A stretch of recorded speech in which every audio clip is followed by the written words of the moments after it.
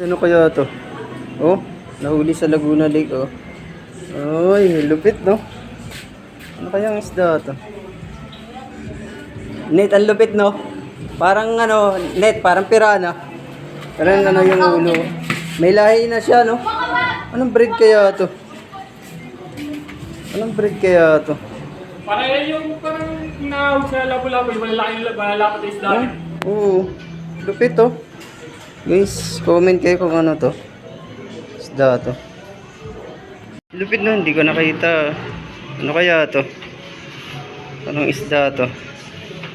Siguro ano to, yung lahi ng ano yung nabibili sa aquarium, no?